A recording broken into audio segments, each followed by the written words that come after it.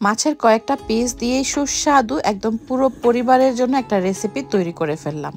আর এত সুস্বাদু হয়েছিল খেতে, গরম ভাতের সাথে অমৃত মনে হয়েছে।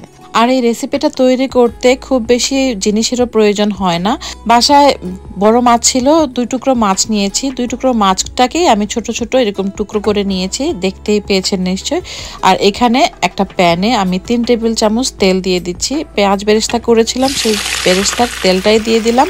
তেলটা গরম হয়ে গেলে সেই ছোট টুকরো করা মাছটা তেলের মধ্যে দিয়ে দিচ্ছি। মাছগুলোকে তেলের উপরে একটু ভেজে নিচ্ছি। মাছগুলোর কালার যখন একটু বাদামি বাদামি হয়ে আসবে, 1 টেবিল চামচ আদা বাটা দিয়ে দিচ্ছি। আদাটাকেও মাছের সাথে একটু নেড়ে নেড়ে ভেজে নিচ্ছি। আদার গন্ধটা চলে গেলে দিয়ে দিয়েছি স্বাদ মতো লবণ, প্রায় 1/2 টেবিল স্পুন পরিমাণ লবণ দিয়ে এখানে আমি মাছটাকে আরো একটু সময় ভুনে নেওয়ার পর দিয়ে দিচ্ছি এখানে একটা মাঝারি সাইজের পেঁয়াজ কুচি করে দিয়েছি। সাথে গুঁড়ো মশলা দিয়ে দিচ্ছি। গুঁড়ো মশলার মধ্যে আজকে ব্যবহার করছি 1/2 টেবিল চামচ মরিচের গুঁড়া, 1/2 টেবিল চামচ হলুদের গুঁড়া আর অল্প একটু জিরার গুঁড়া, প্রায় 1/2 চা চামচ পরিমাণ। মশলাটা দিয়ে আবারও নেড়ে নেড়ে মাছের সাথে ভুনে নিচ্ছি। আর এই মাছ ঝুরাটা রান্না করতে কিন্তু একদমই কম সময় লাগে, মানে কম সময়ে ঝটপট করে সুস্বাদু এই রেসিপিটা তৈরি করে ফেলতে পারবেন।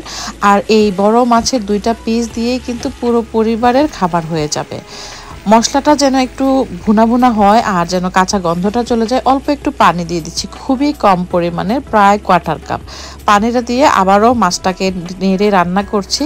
আর যখন পানিটা একদম টেনে টেনে আসবে, মানে একদম শুকিয়ে শুকিয়ে যাবে, তখন এখানে আমরা পেঁয়াজটাকে এরকম পাপড়ি পাপড়ি করে রেখেছিলাম, সেই পাপড়ি করা পেঁয়াজের টুকরোগুলো দিয়ে দিচ্ছি। সাথে কয়েকটা কাঁচামরিচও দিয়ে দিব আর দিয়ে দিব কয়েক টুকরা রসুন। আমি এখানে আস্ত রসুন নিয়েছি প্রায় 7-8 কোয়া। আর এই পেঁয়াজের পাপড়ি, আস্ত রসুন, এটা পরে ভাতের সাথে মেখে খেতে যে কি সুস্বাদু লাগে, মানে আমার কাছে তো মনে হয় শুধুমাত্র এই মাছের সাথে দেয়া রসুনটা দিয়েই মনে হয় আমি ভাত খেয়ে ফেলতে পারবো। রসুনটা দিয়ে দিলাম, দিয়ে আবারও ভুনে নিচ্ছি যেন পেঁয়াজ এবং রসুনগুলো একটু নরম হয়ে আসে। আর এভাবেই ভুনতে ভুনতেই দেখবেন মাছের মধ্যে থাকা পানি একদমই শুকিয়ে গিয়েছে আর মাছটা একটু ঝুরঝুরা হয়ে গিয়েছে। নামানোর আগে ধনেপাতা দিয়ে দিচ্ছি। আর আপনাদের হাতের কাছে যদি লেবু পাতা থাকে তাহলে এই পর্যায়ে কাঁচা 2-3টা লেবু পাতা ছিঁড়ে দিলে কি যে দুর্দান্ত স্বাদ হয় এই রেসিপির, একদম লাজবাব।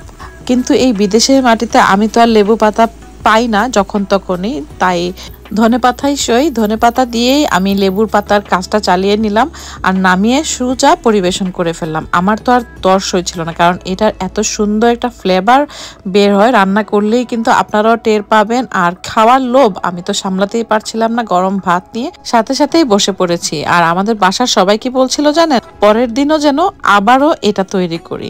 বলছিল যে 2 টুকরো মাছই তো লাগে, আর তো তেমন বেশি কিছু লাগে না।